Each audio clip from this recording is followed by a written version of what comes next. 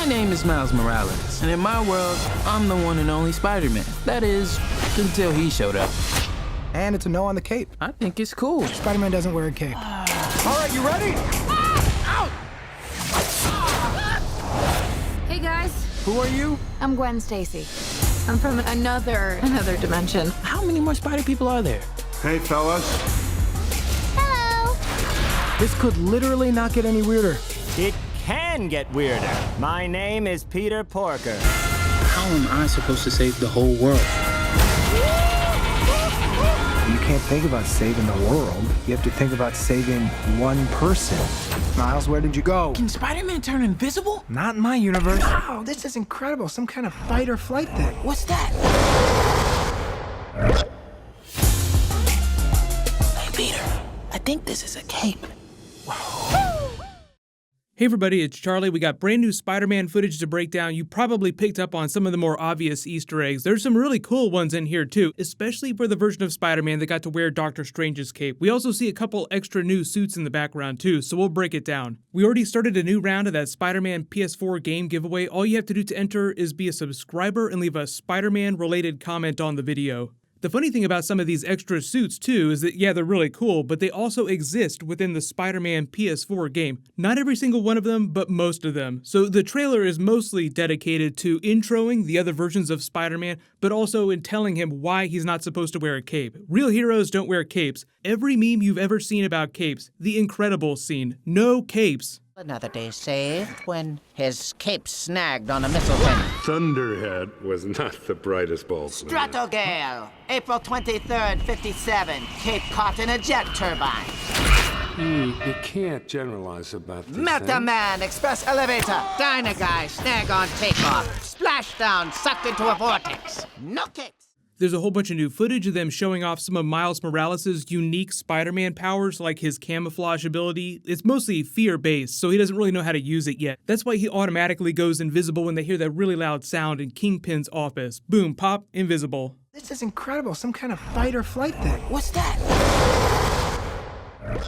They do a really good job of reminding you that Peter Parker's middle name is Benjamin. He was given that name in honor of Uncle Ben. You see a lot more of the training montage when he's still wearing the Spider-Man Halloween costume. That's actually what he's running around in. You can see the elastic around his legs, like it doesn't quite fit him right. That's just because it's a one-size-fits-all Halloween costume. Gwen Stacy's saving them after Miles smashes his nuts on a tree, practicing his web slinging in the forest. Whole bunch of cool new intros for all the different versions of Spider-Man that they're going to have in this, at least the ones that we know about. I'm sure there'll be references to other ones, but I think they want to keep the movie from getting too crowded. They tease the web of fate a little bit when you see Gwen Stacy falling through universes, like you see what looks like spider strands connecting all the different universes of the multiverse. The reason why I don't think we're going to see a ton of Madam Web, Web of Fate, Web of Life and Destiny is just because that's more of a Shattered Dimensions thing when they go like really crazy, so they might get into that in sequels. But the whole idea is that the Web of Life and Destiny is a three-dimensional construct in five-dimensional space, which acts as a model of the entire multiverse. Like you're looking at the entire multiverse all at the same time in five-dimensional space.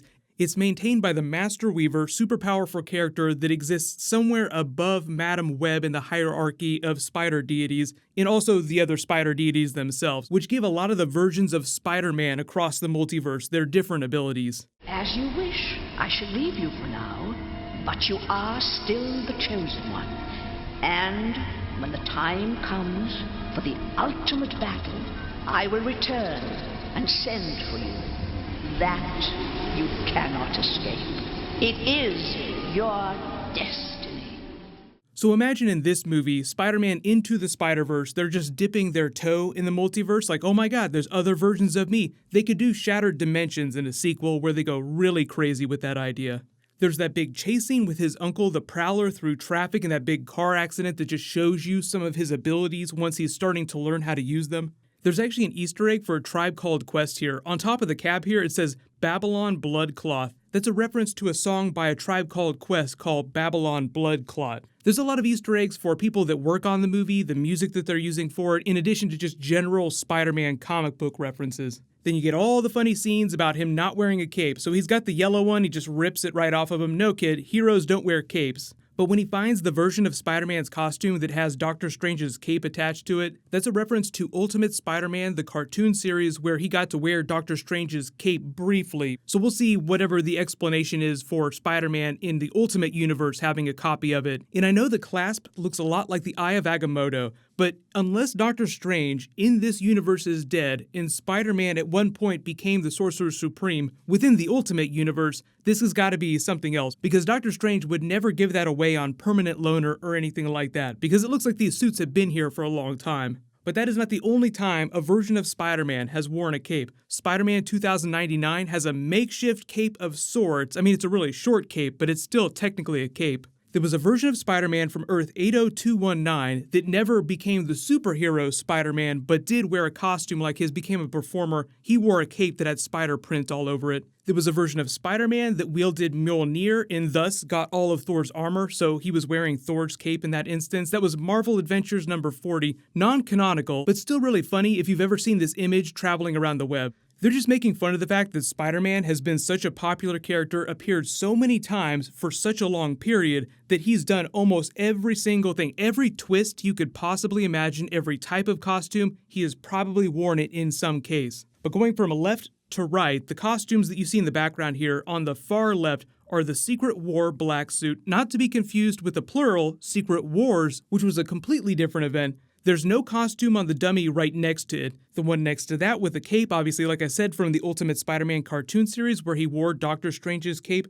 The black suit on the other side of them looks like it could be a reference to the symbiote costume from Spider-Man 3, because of all the solid black costumes that Spider-Man has worn, most of them have had white emblems or other colors, so without any part of this lighting up, it's kind of hard to pinpoint which one this is. But it looks kind of shiny, none of the symbiote costumes are shiny, so you can let me know which one you think this is. And then obviously the big-time stealth suit is the green one on the right of that, then to the far right is the Spider Armor Mark II. Most of these suits you can unlock inside Spider-Man PS4, with exception to the Doctor Strange version. But you can actually travel to the Sanctum within the game. But because this movie is coming out in December, we'll probably see a couple more clips and trailers for it amidst Avengers 4 trailer, Captain Marvel trailer, and Spider-Man Far From Home trailers. Think of the same way that they did things last year with Black Panther and the Infinity War trailers. Like once we hit December, you started to see more of that stuff. This year, we just also have a Spider-Man movie coming out next summer, so it'll be thrown in too. Fun fact about that original Spider-Man Homecoming trailer, it had that very fake scene of Iron Man and Spider-Man flying through the city together. They did that exact same thing when we got to the Infinity War trailer, so I'll be interested to see which of the Avengers 4 trailer scenes and the Spider-Man Far From Home trailer scenes are totally fake. That's all part of the fun. Like, you break it down like it's all genuine, you look for Easter eggs and special moments and clues, then you go back and you look and say which of these scenes is most likely to not wind up in the actual final cut of the film. Joe Russo, director of the movie, actually just did a Q&A talking about Avengers 4 trailer and a couple of things from the movie, so I'll try to include that in a video tomorrow if I don't do a separate video about it. But we're getting closer and closer, so what'll happen is I'll name a new giveaway winner when I post new Marvel. Click here for the new Infinity War deleted scene and alternate ending, and click here for that new Dragon Ball Super Broly trailer. Thank you so much for watching, everybody stay awesome, I'll see you guys tonight.